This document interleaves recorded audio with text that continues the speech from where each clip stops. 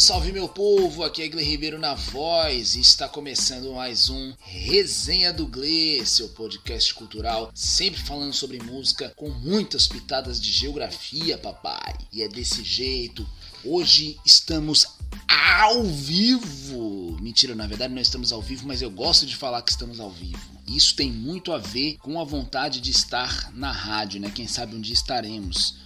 Mas, por enquanto, isso aqui é um programa gravado e eu estou aqui nesse momento gravando para vocês. Roberto Carlos diria, né? Quando estou aqui, eu vivo este momento lindo, olhando para você e as emoções sentindo. Mas não é nada disso que eu vou falar. Até porque o que eu vou falar aqui é uma realidade que o Roberto Carlos nunca vivenciou. O Roberto Carlos não é dessas coisas. Ele é um cara que é da burguesia. Ele não tá ligado nesse negócio de movimento social, de underground.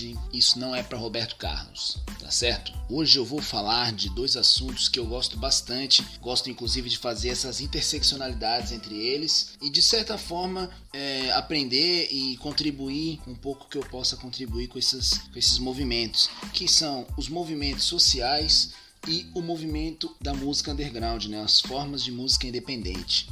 E esses movimentos independentes, essas organizações sociais, elas podem ocorrer de diversas formas, né? Aqui nesse nosso episódio a gente pode se ater um pouco ao underground no sentido do rap, né? E do hardcore brasileiro, não só brasileiro, mas enfim, e também de certa forma ao reggae, porque são estilos que eu ouço bastante, que eu me identifico bastante e que tem essa marca na música independente bastante forte. No entanto, a música independente ela caminha em diversos estilos. Nós podemos pegar o samba no seu início, né? Até a sua entrada nas gravadoras era de certa forma uma espécie de música independente, porque era um gênero musical que ainda não contava, justamente como eu falei agora, com a sua presença nas grandes gravadoras, né? E consequentemente não haviam produções gravadas, digamos assim, discos nas lojas e tal, e circulavam apenas nos shows e nas rodas de samba, né, que eram não pequenos em quantidade, porque junta bastante gente, mas uma estrutura pequena de show, assim, nas rodas de samba mesmo, né, acompanhada de celebrações, coisas mais regionais, assim, e é muito pouco lembrado enquanto um movimento de música independente, mas era um puta movimento musical independente, sobretudo um movimento que caminhou bastante com a oralidade, né, porque ele se encontra em praticamente todos os estados do Brasil e até 40, 50 anos atrás tinha uma presença muito pequena na mídia e até mesmo hoje em dia tem uma presença pequena na mídia também, né? Nós temos o pagode, né, que ele é uma variação do pop, digamos assim, do samba, e o pagode tem o seu espaço grande na mídia, já teve seus altos e baixos, né? Muitos altos e baixos, diga-se de passagem, mas o samba em si, ele está presente praticamente em todo o território nacional, mas ele tem uma presença não muito grande, não muito expressiva na música, né? Na música não, na mídia. Não, na música o samba é muito expressivo, que isso, jamais vou falar que o samba não é expressivo. Mas então a gente consegue perceber que os movimentos musicais eles vão se organizar então de acordo com as suas demandas e possibilidades, né? Quando o mercado tradicional, né, o mercado das gravadoras e dos veículos de mídia tradicionais vem a se apropriar desse movimento, é porque esse movimento ele já tem força nas ruas, digamos assim, né? Ele já tem uma base de público forte, ele já tem um potencial de consumo forte. E aí essas grandes empresas, né, essas grandes labels, digamos assim, elas vão enxergar ali possibilidade de rentabilidade e vão vir a contratar esses artistas, e com o passar do tempo vai havendo uma mudança natural ou não nos paradigmas desse gênero, né? E aí ele vai ganhando uma versão mais comercial, mais popular, né? Vai se tornando pop, vai se tornando comercial, não no sentido pejorativo da palavra, mas no sentido literal mesmo, vai sendo uma coisa que é mais aproveitável no sentido comercial. E nós podemos nos ater também aos movimentos sociais. Recentemente a gente consegue perceber grandes páginas na internet, não vou falar nome de página aí, mas enfim, grandes páginas na internet que também fazem de certa forma uma comercialização, digamos assim, de movimentos sociais, mas também os movimentos eles ganham notoriedade midiática a partir do momento em que eles têm grande representatividade na vida real, né? Nas ruas e hoje em dia na internet. E existe uma série de movimentações, né? Por diversas causas, é claro, causas ambientais, causas humanitárias, mas eu gosto bastante de um dos maiores movimentos sociais do mundo, né? Que é o movimento brasileiro, né? O movimento dos trabalhadores sem terra, né, o chamado MST, que tem inclusive um braço, né, que é o MTST, que é o Movimento dos Trabalhadores Sem Terras Urbanos, né, e eles têm um trabalho já desde os anos 70 também, começou no estado do Rio Grande do Sul, mas eram com lideranças de diversos estados, né, elas se juntaram no Rio Grande do Sul, mas é um movimento também que ele se articulou numa era pré-internet, né, utilizando ali cadeias de rádio, o underground mesmo, né, porque não eram grandes cadeias de rádio também, eram rádios comunitárias, rádios mais locais, mas faziam uma interligação entre essas emissoras de rádio e interligação também entre a mídia impressa, né, jornal, os memorandos, né, os ofícios, cartas, telegramas, os caras faziam uma movimentação ali por essa mídia precarizada na época, e hoje em dia eles estão nas redes sociais, né? Eles têm lá seus sites, blogs, perfis nas redes sociais, eles têm os seus setores de comunicação, né? O MST é um movimento muito organizado, né? Eles se dividem em várias frentes, inclusive a frente frente de comunicação, ela é bem ativa, né? Eles ainda trabalham com rádios, ainda trabalham com mídia impressa, mas eles estão também na internet, e é muito interessante a gente observar que tanto no caso dos movimentos sociais como dos movimentos musicais, eles não só recebem notoriedade midiática tradicional a partir do momento em que eles já estão fortes nas ruas, mas eles também só são fortes nas ruas e só perduram e se concretizam, digamos assim, enquanto movimentos, a partir de uma demanda em comum de pessoas independente de barreira geográfica, né? Por exemplo, o movimento brasileiro sem terra, ele surgiu no Rio Grande do Sul, como eu já repeti, mas a demanda de reforma agrária, a demanda de uma justiça fundiária nacional, ela era uma demanda que atravessava fronteiras geográficas, ela estava no centro-oeste, como é que é? Eu tô cheio de das citações de música, né, brother?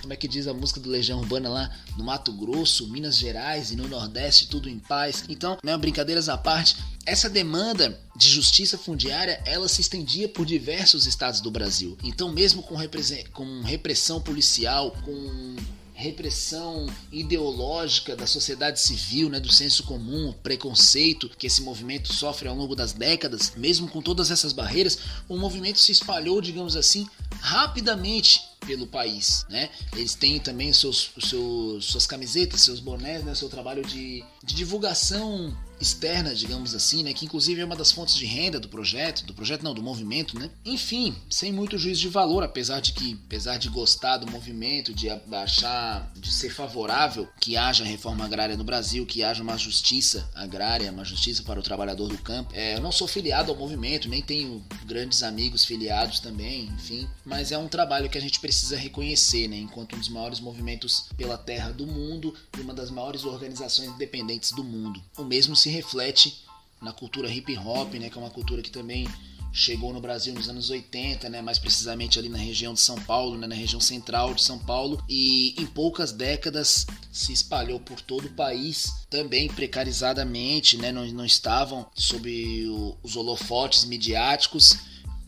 O bagulho se espalhou através de fita cassete, CD emprestado, posteriormente pendrive, rádios independentes, rádios comunitárias, rádios escolares. Inclusive um grande abraço para as rádios escolares, rádios comunitárias, fazem um trabalho sensacional no país inteiro. É a mídia que chega nos confins do país mesmo. E o rap também passou por essa mesma situação. Ele passando por todo o preconceito, toda a repressão policial, toda a precarização, toda a exclusão das casas de show, exclusão dos espaços de mídia, ele se difundiu nacionalmente, ganhou muita força justamente nessa questão das demandas em comum, né? Em todas as capitais brasileiras, digamos assim, haviam jovens periferizados que sofriam violência policial, que sofriam com a evasão escolar, sofriam com o desemprego, a precarização do mercado de trabalho. Então, aquela letra, né, lá do início, né, do Racionais, MV Bill, Sabotagem, Facção Central, enfim, todos esses artistas,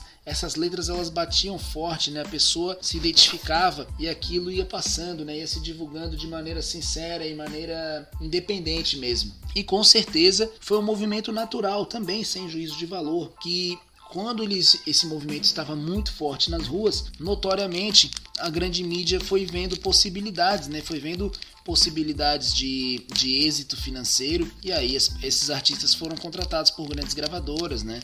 Não os mesmos que eu citei agora, mas outros artistas, né? Nós temos até lá desde os anos 90 já, por exemplo, o Gabriel Pensador, que já lançou CD por gravadora nessa época, o próprio Planet Hemp, posteriormente Marcelo D2 em carreira solo.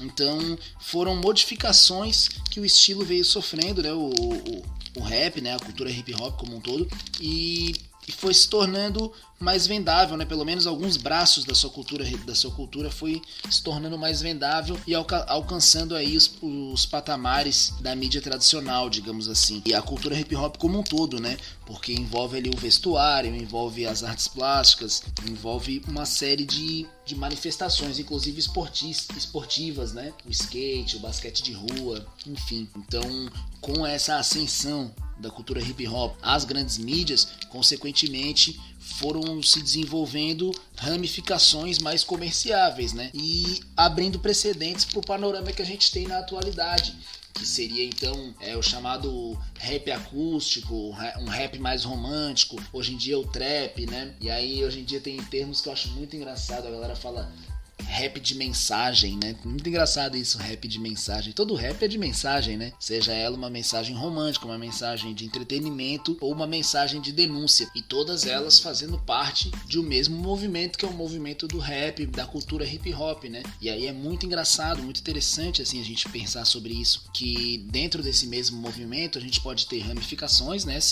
Essas maneiras de fazer esse estilo dentro dessa cultura, né? Dentro desse paradigma cultural. E dentro desse mesmo movimento também nós podemos ter então a sua vertente comerciável e a sua vertente não comerciável, mas comercializada também.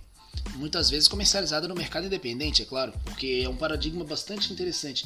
É possível a pessoa estar afiliada a uma gravadora, às grandes mídias, né, aparecer nas grandes mídias e fazer o tal rap de mensagem. E é possível a pessoa estar dissociada das grandes mídias e das gravadoras, né, ser independente e não ter circulação em rádio, televisão, e fazer um estilo comercial. Nesse caso, é algo que não está sendo comercializado, pelo menos não em larga escala, mas é comerciável, né? Muito mais comerciável do que essa outra música que teria um caráter mais de denúncia, né? Denúncia das mazelas vividas pela população, digamos assim. Então, dentro de um mesmo movimento cultural, podem haver movimentos sociais ou não, como é o caso do rap, né? Que existem movimentos sociais, sejam associações comunitárias que promovem a cultura hip hop e tal, e ao mesmo tempo grandes labels tornando comerciável a mesma cultura, né? Sem juízo de valor aqui falando se é certo ou se é errado, porque eu também acredito que o artista que quiser ser remunerado pelo seu trabalho, ele merece ser remunerado e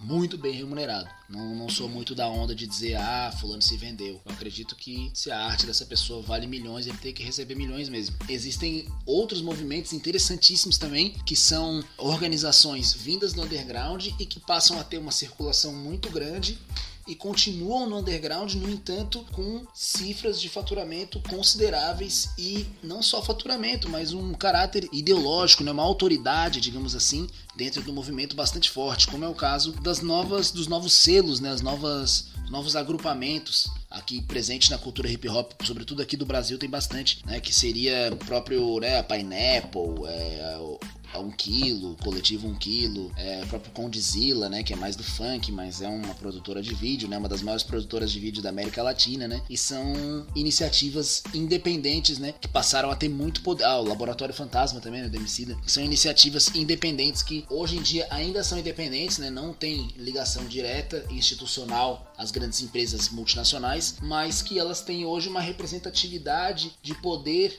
ideológico e financeira também muito grande dentro do cenário nacional. Então são coisas que vieram do underground e não estão mais no underground, mas de certa forma ideologicamente ainda são underground.